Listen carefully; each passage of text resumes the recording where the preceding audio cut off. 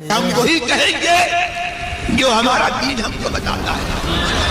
عمل کرو تو تمہارا بھلا ہے، نہیں کوئی عمل کرے تو نقصان ہمارا نہیں ہے اسی کا۔ السلام علیکم ورحمۃ اللہ تعالی وبرکاتہ۔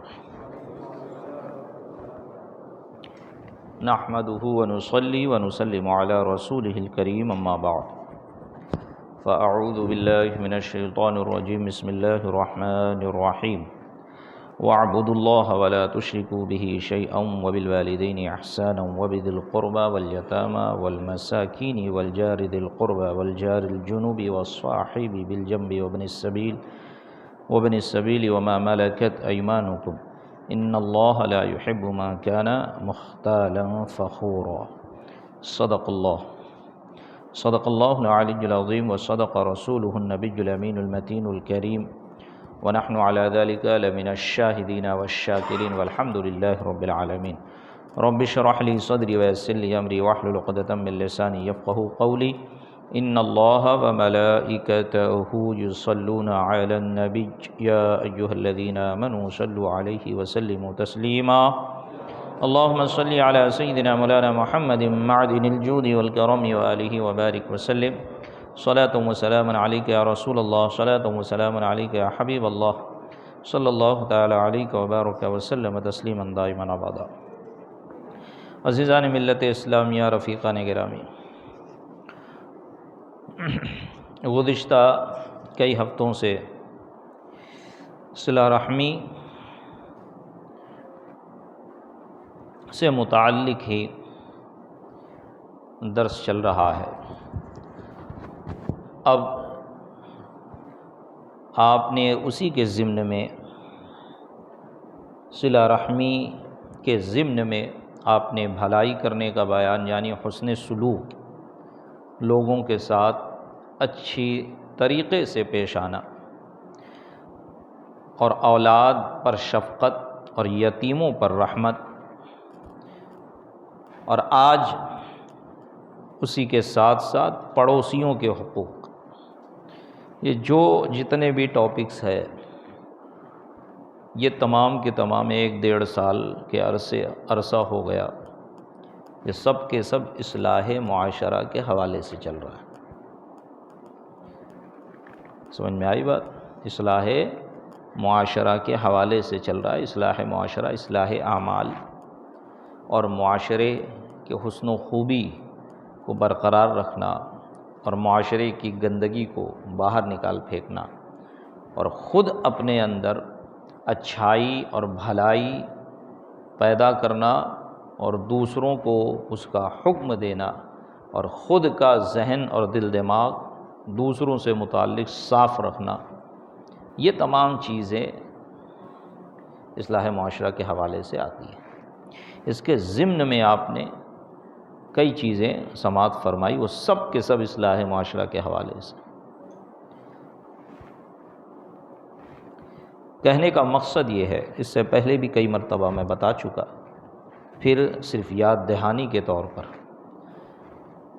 کہ آپ حضرات اپنی زندگی میں مصروف ہے، ہو سکتا ہے درس چند گھنٹے یا چند دن تک یاد رہے یا اس کا اثر رہے، پھر اس کے بعد مصروفیات کی وجہ سے، مشغولیات کی وجہ سے نکل جائے۔ تو اس لیے میں دوبارہ یہ بات کہہ رہا ہوں کہ فقط کسی ایک رات میں،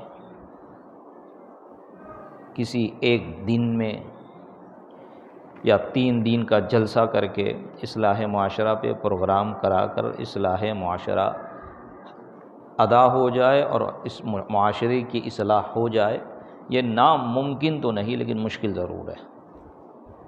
بہت ممکن ہے نا کہ کوئی اللہ کا ایسا بندہ آ کے خطاب کر جائے کہ جس کی زبان میں خدا نے تاثیر رکھی ہو، اور اس کے فقط ایک ہی بیان سے لوگوں کے دل کی دنیا بدل جائے، یہ ممکن ہے۔ اس کو مد نظر رکھ کے میں کہہ رہا ہوں۔ لیکن جیسے حالات آج کے چل رہے ہیں، اور جو جلسہ جلوس ہو رہے ہیں، اور اصلاح معاشرہ کے حوالے سے ہو رہے ہیں، میں اس لیے یہ بات کرتا ہوں بار بار کہ لوگ یہ طعنہ دیتے ہیں اور طرح طرح کی باتیں کرتے ہیں کہ ہمارے علماء اصلاح معاشرہ پہ بات ہی نہیں کرتے، ہمارے علماء اصلاح معاشرہ پہ بات ہی نہیں کرتے، خالی عقیدے پہ بات کرتے۔ ارے عقیدہ کے ساتھ اصلاح معاشرہ بھی ضروری ہے۔ تو میں اسی لیے یہ بار بار عرض کرتا ہوں کہ فقط ایک رات سے اصلاح نہیں ہو سکتی۔ ایک رات میں آپ کو عقائد ضروری بتائے جا سکتے ہیں، آپ کو کس طرح بدعقیدگی سے اپنے آپ کو بچانا ہے۔ آپ اگر ہمتن گوش ہو کر سنیں گے تو آپ کو کم سے کم اتنا سمجھ میں آ جائے گا کہ حقانیت کیا ہے اور صحیح عقیدہ کیا ہے اور بدعقیدگی کیا ہے۔ اب مزید اس کی تفصیل کے لیے آپ کے اندر خود جذبہ پیدا ہو جائے گا کہ مجھے علماء سے کانٹیکٹ کرنا ہے، مجھے عالم سے سیکھنا ہے۔ جب ضرورت پڑی آپ فون کر کے پوچھ لیے، کیونکہ ایمان اولاً ہے نا، ایمان ہے تو نماز وغیرہ، روزہ، حج، زکوٰۃ سب عمل ہے، ایمان نہیں تو کچھ نہیں۔ اللہ تعالیٰ نے فرمایا اولئک الذین کفروا بآیات ربہم ولقائہ، وہ لوگ جو ہماری آیتوں کا انکار کرتے ہیں، اپنے رب کی آیتوں کا انکار کرتے ہیں اور اپنے رب سے ملاقات کا انکار کرتے ہیں۔ قیامت میں ملاقات ہونی ہے، ولقائہ، حساب ہونا ہے سب کا، سب کو خدا کے سامنے جا کر اپنا اپنا حساب دینا ہے۔ تو اللہ تعالیٰ فرما رہا ہے وہ لوگ جو اپنی رب کی آیتوں کا انکار کرتے ہیں، اس کی ملاقات کا انکار کرتے ہیں، فحبطت اعمالہم فلا نقیم لہم یوم القیامت وزنا، تو ان کے اعمال حبط ہو گئے، ان کے اعمال حبط ہو جائیں گے، برباد ہو جائیں گے، ان کے اعمال برباد ہو گئے، اور کل بروز قیامت میزان میں کچھ بھی ان کے اعمال میں وزن نہیں ہوگا۔ فلا نقیم لہم یوم القیامت وزنا، سمجھ میں آئی بات؟ ایمان کا ایمان پر ہی دار و مدار ہے تمام عبادت و ریاضت کا۔ اور رہا اصلاح معاشرہ، تو اصلاح معاشرہ کے حوالے سے فقط ایک دن میں جلسہ کر کے اس پر گفتگو نہیں کی جا سکتی۔ آپ دیکھ رہے ہیں 1.5 سال سے بیان کر رہا ہوں میں، اور وہ ضروری چیزیں آپ خود بھی سماعت کیے اور سن رہے ہیں کہ جب ہم پڑھتے ہیں سنتے ہیں تو محسوس ہوتا ہے یہ تو ہمارے ہی بارے میں بات ہو رہی ہے، کیونکہ معاشرے میں ہم رہتے ہیں نا، ہمارے بھی پڑوسی ہوتے، ہمارے بھی والدین ہیں، ہمارے بھی بچے ہیں، ہم کھاتے ہیں، پیتے ہیں، اٹھتے ہیں، بیٹھتے ہیں، چلتے ہیں، ہم اپنا مزاج رکھتے ہیں، ہمارے اندر تکبر ہے نہیں ہے، غصہ ہے نہیں ہے، ہم کتنی لوگوں کے بارے میں حسن ظن رکھتے ہیں، بدگمانی کرتے ہیں، یہ ساری چیزیں ایک انسان سے ریلیٹڈ ہے نا۔ تو اسی کی اصلاح کا نام تو اصلاح معاشرہ ہے۔ ایک رات میں کیسے ممکن ہے، اور ایک دن کے جلسے سے کیسے ممکن ہے؟ اسی لیے کہا جاتا ہے کہ دنیاوی تعلیم دنیا میں زندگی گزارنے کے لیے اگر اہم ہے تو دینی تعلیم دنیا و آخرت دونوں کے لیے اہم ہے۔ اور یہ تمام چیزیں میں بالتفصیل اس لیے بیان کر رہا ہوں، ساری حدیثیں اس لیے سناتا ہوں آپ لوگوں کو، کم سے کم زندگی میں ایک بار آپ سن تو لو، اللہ کرے زندگی میں اور سنیں، لیکن دوبارہ میں یہ درس نہیں دے پاؤں گا، یا دیا تو پھر لمبا گیپ ہوگا، کیونکہ یہ مستقل 1.5 سال سے چل رہا ہے۔ رمضان تک انشاءاللہ اس کو مکمل کرنے کی کوشش کروں گا، رمضان بعد انشاءاللہ تبارک و تعالی درس قرآن شروع ہوگا، اور درس قرآن مکمل پورا 1 پارے سے 30 پارے میں منیمم بھی اگر آپ دیکھیں تو 3 سال تو لگے گا، اگر ہفتہ واری ہم کریں تو۔ اور مجھے کوئی جلدی نہیں ہے کہ جلدی جلدی پڑھ کے سنا کے ختم کر دوں، آپ لوگ جس دن مجھے ٹائم دیں گے میں اس دن آپ لوگوں کے لیے سامنے بیان کروں گا۔ اور مجھے جہاں تک مزاج محسوس ہو گیا ہے کہ اتوار کے روز لوگ ٹائم دے دیتے ہیں، تو لہٰذا میرے بھائیوں، میرے بزرگوں، میرے دوستوں، اصلاح معاشرہ فقط بولنے سے نہیں ہوگا، اصلاح معاشرہ فقط بات کرنے سے نہیں ہوگا، بلکہ معاشرہ کی اصلاح اس وقت صحیح معنوں میں ہوگی جب آپ خود اپنے اندر چینجنگ ہے۔ ہم سے معاشرہ ہے، ہم معاشرے سے نہیں ہیں، سمجھ میں آئی بات؟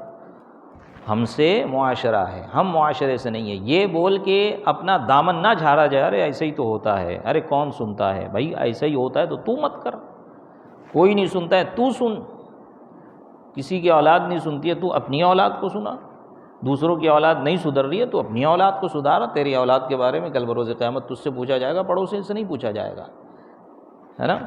حقوق والدین ہے تو حقوق اولاد بھی ہے، اور حقوق اولاد میں پچھلے ہفتے آپ نے سنا، اور آج بھی ایک دو حدیث اس سے متعلق آپ سماعت فرمائیں گے۔ اس کے بعد پڑوسیوں کے حقوق، کہ نبی پاک صلی اللہ علیہ وسلم نے فرمایا جس طرح والدین کے حقوق ہے اسی طرح اولاد کے حقوق ہے والدین پہ۔ تو والدین پہ کیا لازم ہے؟ والدین پہ یہ لازم نہیں ہے کہ اس کو اسکول پڑھائے، اس کو کالج پڑھائے۔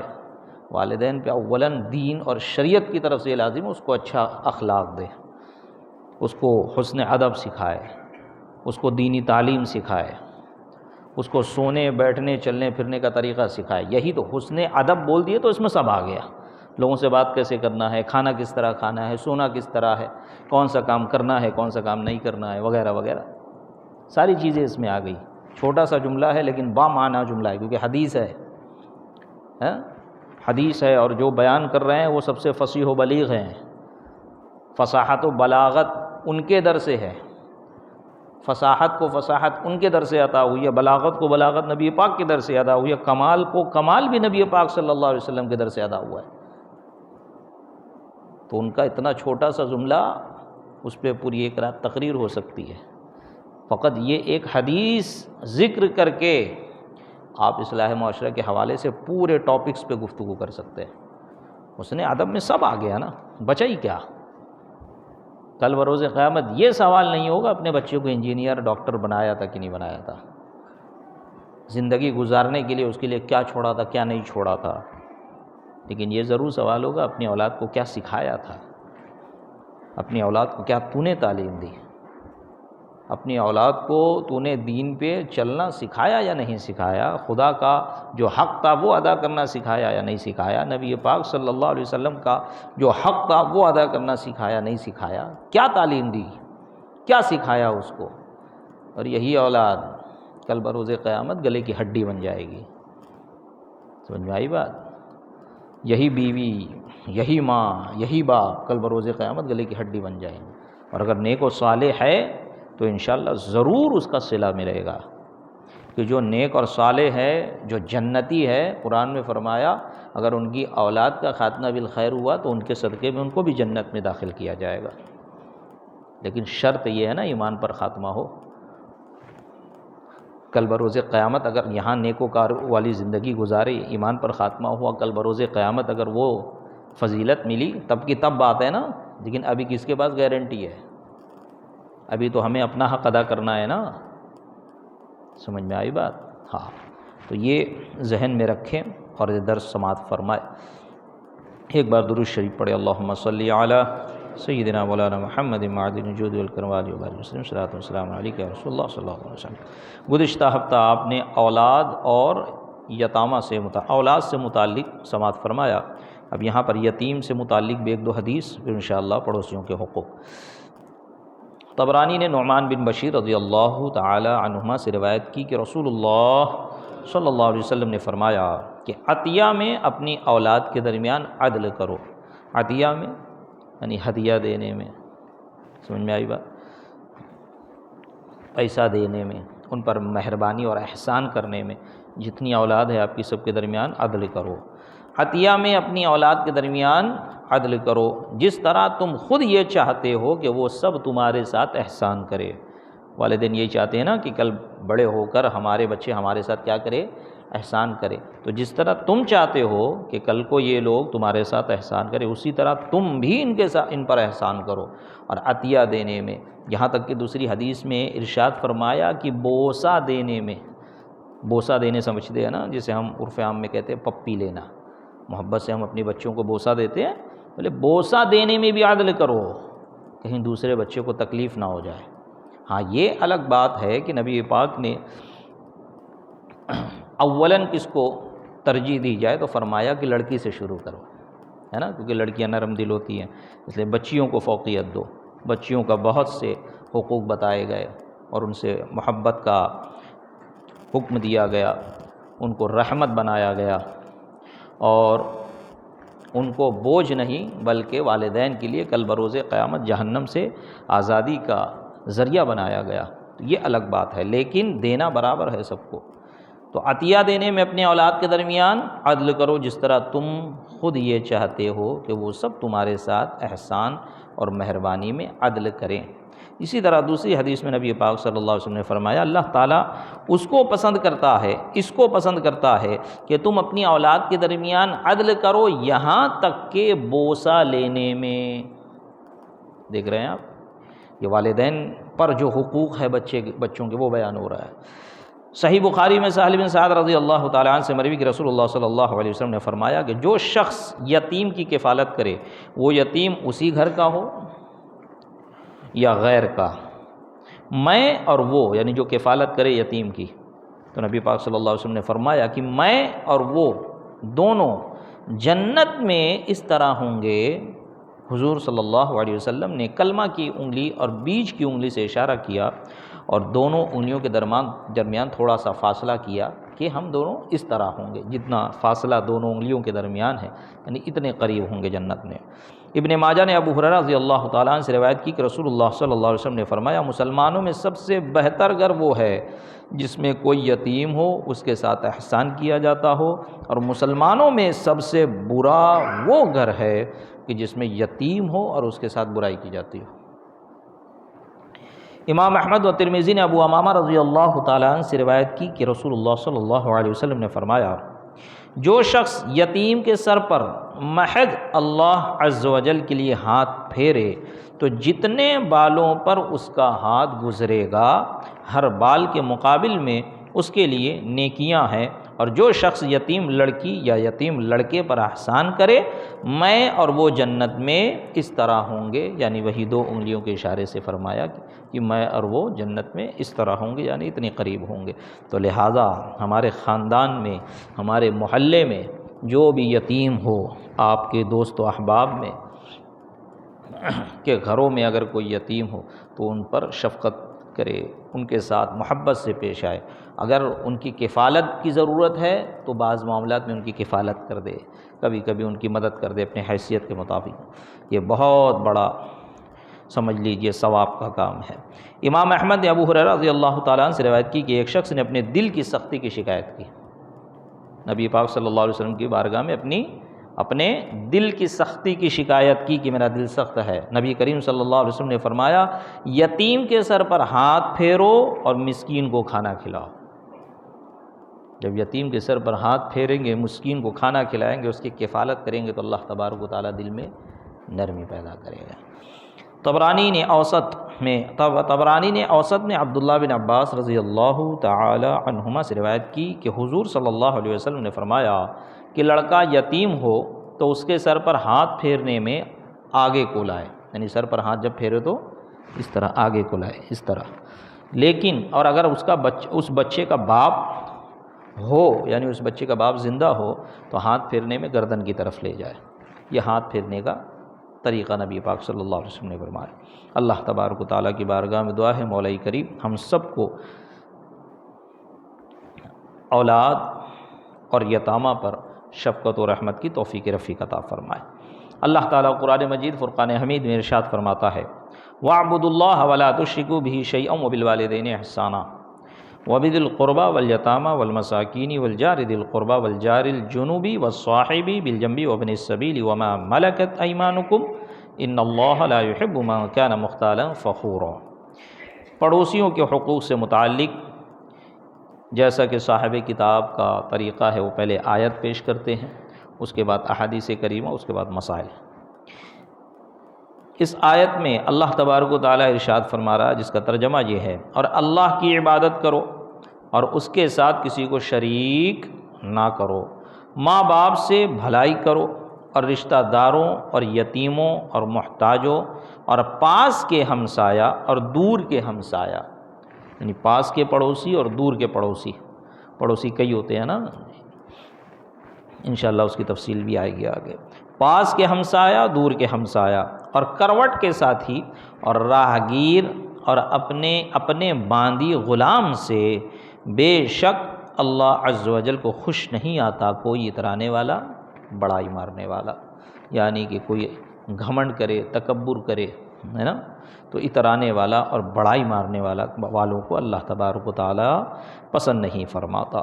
صحیح بخاری و مسلم میں ابو ہریرہ رضی اللہ تعالیٰ عنہ سے روایت ہے کہ رسول اللہ صلی اللہ علیہ وسلم نے فرمایا خدا کی قسم وہ مومن نہیں، خدا کی قسم وہ مومن نہیں، خدا کی قسم وہ مومن نہیں۔ عرض کی گئی کون یا رسول اللہ صلی اللہ علیہ وسلم؟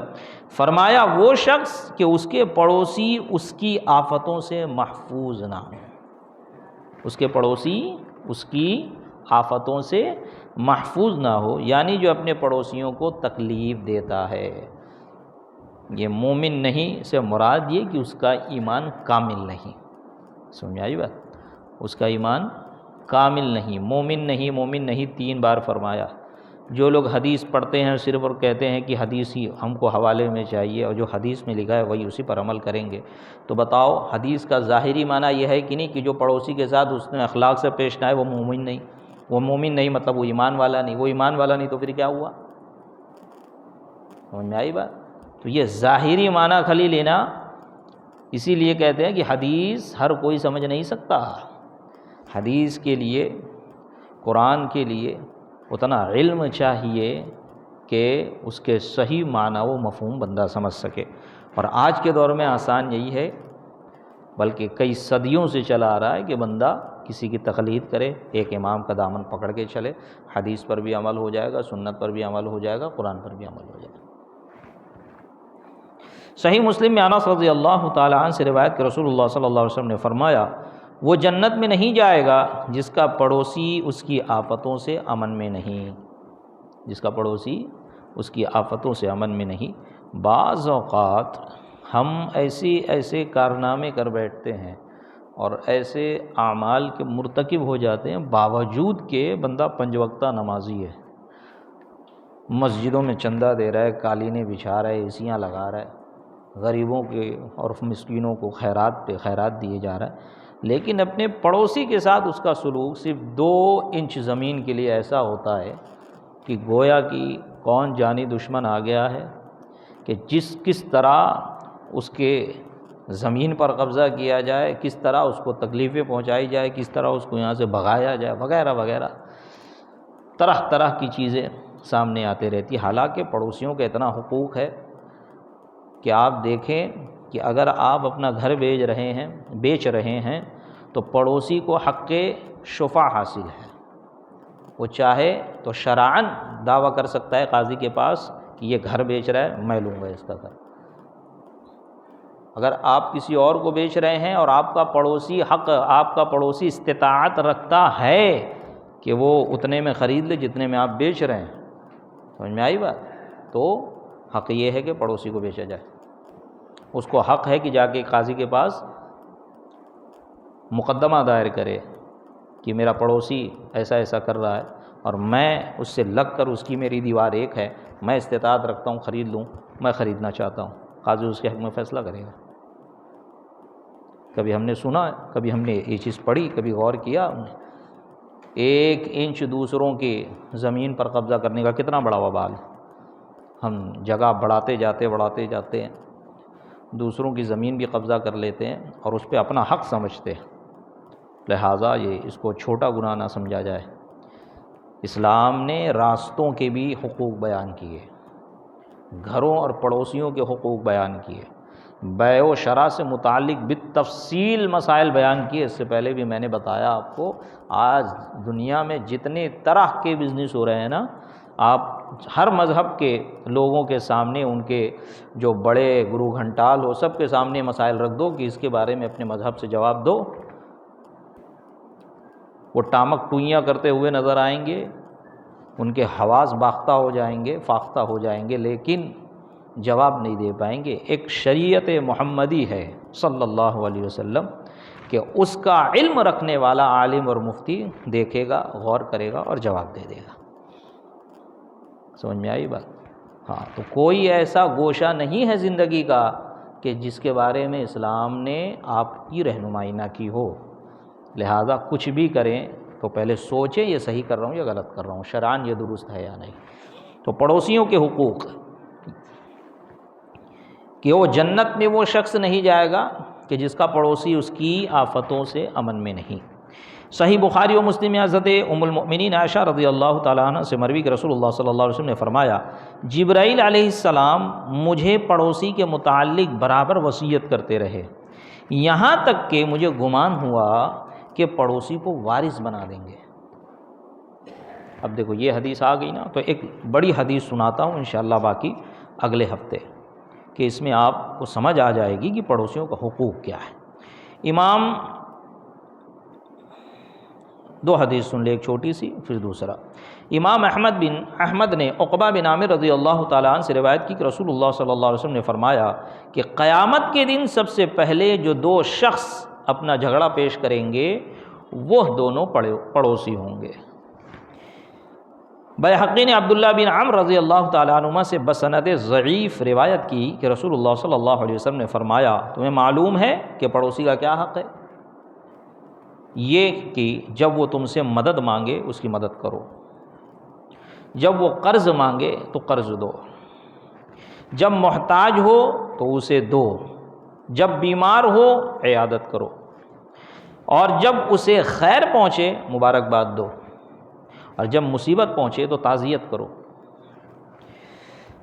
اور مر جائے تو جنازہ کے ساتھ جاؤ، بغیر اجازت اپنی عمارت بلند نہ کرو۔ آج ہوتا ہے نا کہ ایک صاحب بنا لیے بازو میں، پڑوسی نے کچھ نہیں کہا، جب یہ کھڑے کرنے لگتے تو کھڑے ہو جاتے ہیں سر پہ، اسٹے لگا دیتے ہیں۔ اگر تکلیف ہی ہے تو اپنے ان کی تکلیف کے بھی بارے میں سوچا ہوتا، تو لہٰذا عمارت کھڑی کرنا ہے تو اس سے اجازت لے لو، پوچھ لو، کہیں ایسا نہ ہو کہ تم اس کی ہوا روک دو۔ کیا فرمایا کہ بغیر اجازت اپنی عمارت بلند نہ کرو کہ اس کی ہوا روک دو، اور اپنی ہانڈی سے اس کو ایذا نہ دو، مگر اس میں سے کچھ اسے بھی دے دو، اور میوے خریدو تو اس کے پاس بھی ہدیہ کرو، اور اگر ہدیہ نہ کرنا ہو تو چھپا کر مکان میں لاؤ، اور تمہارے بچے اسے لے کر باہر نہ نکلیں کہ پڑوسی کے بچوں کو رنج ہوگا، ہے نا؟ ہوتا ہے نا کہ بعض بچے اچھا کپڑا پہنے ہوتے، اچھا کھا رہے ہوتے، دوسرے بچوں کی استطاعت نہیں ہوتے، بیچارے دیکھ کر غمگین ہوتے ہیں۔ تو یہ حسن اخلاق اپنے بچوں کو سکھاؤ، اس کے بارے میں سوال ہوگا کل بروز قیامت۔ کتنا پڑھایا، کتنا کمانے کے لیے چھوڑا، کتنا اس کے لیے چھوڑا، یہ سب سوال نہیں ہوگا۔ ہمیں یہ نہیں کہتا کہ یہ نہ کیا جائے، شریعت کے دائرے میں رہتے ہوئے کالج اسکول پڑھائی جائے، بہت اچھی بات ہے۔ اپنے حقوق حاصل کرنے کے لیے جو کچھ کر سکتے ہیں گورنمنٹ سے، شریعت کے دائرے میں رہتے ہوئے کیا جائے۔ لازم کیا ہے ان پر، آپ پر لازم کیا ہے کہ کس طرح کی انہیں تعلیم دی جائے، تو یہ تعلیم ہے کہ ان کو پڑوسی کے بچوں کو رنج نہ ہو۔ یہ حدیث میں فرمایا تمہیں معلوم ہے کہ پڑوسی کا کیا حق ہے؟ قسم ہے اس کی جس کے ہاتھ میں میری جان ہے، یہ نبی پاک صلی اللہ علیہ وسلم فرما رہے ہیں کہ قسم ہے اس کی جس کے دست قدرت میں میری جان ہے، پوری طور پر پڑوسی کا حق ادا کرنے والے تھوڑے ہیں، وہی ہیں جن پر اللہ عز و جل کی مہربانی ہے۔ برابر پڑوسی کے متعلق راوی فرماتے ہیں، برابر پڑوسی کے متعلق حضور وصیت فرماتے رہے، یہاں تک کہ لوگوں نے گمان کیا کہ پڑوسی کو وارث کر دیں گے۔ وارث سمجھتے ہیں نا، جب مورث کا انتقال ہوتا ہے تو اس کی جائیداد جن لوگوں میں تقسیم ہوتی ہے وہ وارثین میں تقسیم ہوتی ہے، جو وارث نہیں اس کو نہیں ملے گا۔ یعنی اتنے حقوق بیان کیے کہ لوگوں کو گمان ہوا کہیں ایسا نہ ہو کہ اس کو وارث بنا دے۔ پھر حضور صلی اللہ علیہ وسلم نے فرمایا کہ پڑوسی تین قسم کے ہیں، بعض کے 3 حق ہے، بعض کے 2، بعض کا 1۔ جو پڑوسی مسلم ہو اور رشتے والا ہو اس کے 3 حق ہیں، حق جوار یعنی حق پڑوسی، حق اسلام کہ وہ مسلمان بھی ہے، اور حق قرابت کہ تمہارا رشتہ دار بھی ہے۔ جیسے 2 بھائی آپس میں آزو بازو رہتے ہیں، بہن بھائی ہوتے ہیں، چچیرے خلیرے ممیرے، یعنی گھر کا ذی رحم ہو یا غیر ذی رحم ہو، ہے نا، رشتہ دار آپ کا ہے، وہ پڑوسی ہے، تو اب 3 حق ہو گئے آپ پہ، حق جوار کہ آپ کا پڑوسی ہے وہ، حق اسلام کہ وہ مسلمان بھی ہے، حق قرابت کہ وہ آپ کا رشتہ دار بھی ہے۔ پڑوسی مسلم کے 2 حق ہے، حق جوار اور حق اسلام، یعنی کہ جو آپ کے رشتہ دار نہ ہو، وہ اگر پڑوسی ہے تو 2 حق، ایک تو آپ کا پڑوسی ہے، دوسرا مسلمان ہے، اگر کافر ہے تو ایک حق ہے کہ وہ پڑوسی ہے۔ پھر لوگوں نے عرض کی یا رسول اللہ صلی اللہ علیہ وسلم، اب ان کو اپنی قربانیوں میں سے دیں، یعنی کافر و مشرک کو، جو کافر ہے ان کو کہ اپنی قربانیوں میں سے دے، تو نبی پاک صلی اللہ علیہ وسلم نے منع فرمایا کہ مشرکین کو قربانیوں میں سے کچھ نہ دو۔ سمجھ میں آئی بات؟ ہاں۔ اور رہی بات کفار و مشرکین سے معاملات اور موالات کی بات، تو معاملات جائز ہے، کیونکہ فی زمانے نا پورے دنیا کے کافر حربی ہیں۔ اب ذمی اور مستامن نہیں پائے جاتے۔ ذمی اور مستامن اسی صورت میں پائے جائیں گے کہ پھر سے اسلامی حکومت قائم ہو اور دارالسلطنت دارالاسلام ہو، اور اس کے مملکت اسلامیہ میں کوئی امن لے کر آ جائے یا کوئی جزیہ دے کر رہے ذمی، اسے ذمی اور مستامن کہا جاتا ہے۔ تو ایسے کافر اب پوری دنیا میں کہیں نہیں، نہ سعودیہ میں ہے، نہ پاکستان میں ہے، کہیں نہیں۔ اب جتنے بھی کافر ہے جس ملک میں بھی ہے، سب کے سب حربی ہی ہیں، اور حربیوں سے معاملات تو جائز ہے، لیکن موالات اس کی اجازت قرآن و حدیث نہیں دیتی۔ یا ایھا الذین آمنوا لا تتخذوا اولیاء من دون المؤمنین، یا ایھا الذین آمنوا لا تتخذوا اولیاء عدوی وعدوکم، ایک دم صاف قرآن نے ارشاد فرما دیا۔ یہ آج کے جو مستشرقین ہیں اور یہ جو ہندو وغیرہ اعتراض کرتے ہیں، وہ لوگ بھی آیت جانتے ہیں اور جا بجا پیش کرتے رہتے ہیں۔ تو اس میں بس اتنا ہے کہ کچھ اس میں تخفیفیں اور کچھ شکیں علماء نے نکال لی ہیں حالات زمانہ کے اعتبار سے، لیکن جہاں تک موالات یعنی دوستی کی بات ہے تو اس سے تو سختی سے منع کیا گیا ہے۔ دوستی نہیں، رازداری نہیں۔ سمجھ میں آئی بات؟ ہاں، یہ پڑوسی اگر ہے، جو کہ نبی پاک نے فرمایا، تو اس وقت اسلامی حکومت کی مملکت تھی، جو بھی ہوتا ذمی مستامن ہوتا، تو اس سے آپ یہ نہ سمجھے کہ پڑوسی کے وہ تمام حقوق پڑوسی کافر پہ لازم آئیں گے جو مسلمان کے لیے، وہ تمام حقوق نہیں آئیں گے۔ ہاں اتنا ہے کہ پڑوسی ہے تو آپ کی آفت سے وہ محفوظ رہے، آپ کی ظلم و زیادتی سے محفوظ رہے، کہیں اس کی دل آزاری نہ ہو، کہ دل آزاری کافر کی بھی منع ہے نا۔ ہاں لیکن جہاں پر دل آزاری سے مراد یہ نہیں کہ اب اس کے سامنے کلمہ بھی نہ پڑھا جائے، نماز بھی نہ پڑھی جائے اور اسلام کی بات بھی نہ کی جائے، نہ، اب وہ کڑتے ہیں تو کڑے ہیں۔ اللہ و رسول کے خلاف، آپ نے اس سے پہلے بھی سنا کہ اگر والدین بھی کافر و مشرک ہے، وہ شریعت کے خلاف حکم دے تو ان کی نہیں سنی جائے گی، ہے نا۔ اللہ تعالیٰ نے فرمایا وَمَنْ جَاهَدَ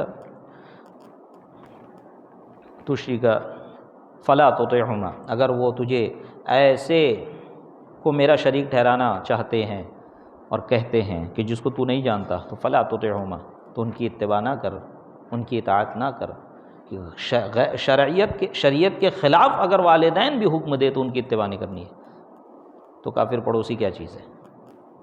تو لہٰذا یہ ساری چیزوں کا خیال رکھے، اور بالخصوص ایسی جگہ کہ جب ایمان بچانا وہاں پر مشکل لگے، ناممکن لگے، تو بندہ وہاں سے ہجرت کر جائے اور اپنا ایمان بچائے، کہ ایمان کے ساتھ دنیا سے چلا جائے گا تو اس کی دنیا بھی کامیاب، آخرت بھی کامیاب۔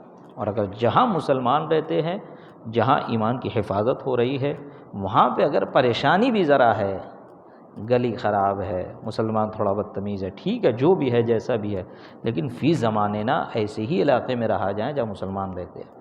یہ اس وقت اس کی اہمیت سمجھ میں آتی ہے جب ماحول خراب ہوتا ہے۔ سمجھ میں آئی بات؟ ہاں، تو یہ کچھ بندے کے پاس پیسہ آتا ہے نا، تو پھر وہ ہائی اسٹینڈرڈس کے چکر میں بڑے بڑے سوسائٹیاں ڈھونڈ رہا ہوتا ہے، پھر بقرعید پہ پریشانی ہوتی ہے، عید پہ پریشانی ہوتی ہے، پھر ان کے تہوار پہ پریشانی ہوتی ہے، تو اس سے بہتر ہے کہ بھائی چھوٹے ہی گھر میں رہے، اپنا ایمان بچا، مسلمانوں کے درمیان رہے۔ اور فی زمانے نہ دیکھ لیں آپ ایسے حالات پیدا ہو رہے ہیں، تو لہٰذا کیونکہ مسلمان ہیں نا آپ، ہم تو الحمدللہ مسلمان ہیں صحیح طور پہ۔ ارے ان لوگوں کو دیکھ لو جن کا نام صرف مسلمان ہے، ان کو نہیں چھوڑتے غیر، تو آپ کو کیا چھوڑیں گے جو آپ پکے اور سراپا اندر باہر باطنی اور ظاہری طور پر مکمل مسلمان ہیں آپ۔ تو لہٰذا ان سب کے بارے میں ذرا گہرائی سے، گہرائی سے اور ٹھنڈے دماغ سے سوچنا چاہیے۔ ہر حالت میں اللہ کا شکر ادا کریں، اور شکر ادا کریں گے تو اللہ زیادہ دے گا، اور پھر اس کا فائدہ آپ کو مرنے کے بعد، اپنے بڑھاپے میں اور مرنے کے بعد دنیا میں بھی اس کا احساس ہوگا کہ میں نے یہاں زندگی گزار کر کیا فائدہ حاصل کیا، اور مرنے کے بعد تو آپ دیکھیں گے یہ اپنے آنکھ سے۔ اللہ تبارک و تعالیٰ کی بارگاہ میں دعا ہے مولا کریم ہمارے اس درس کی محفل کو اپنی بارگاہ میں قبولیت کا درجہ عطا فرمائے۔ مولا کریم ہمارے اس درس محفل کو ہم سب کے لیے کل بروز قیامت ذریعہ نجات بنائے۔ مولا کریم یہاں پر جو کچھ درس ہوا اسے یاد رکھنے، اس پر عمل کرنے، اس کو دوسروں تک پہنچانے کی توفیق رفیق عطا فرمائے۔ مولا کریم کہنے سننے میں کسی قسم کی کوئی خامی، کوئی غلطی، قصور و سہون، کوئی غلط بیانی ہو گئی تو اسے اپنے فضل سے معاف فرمائے۔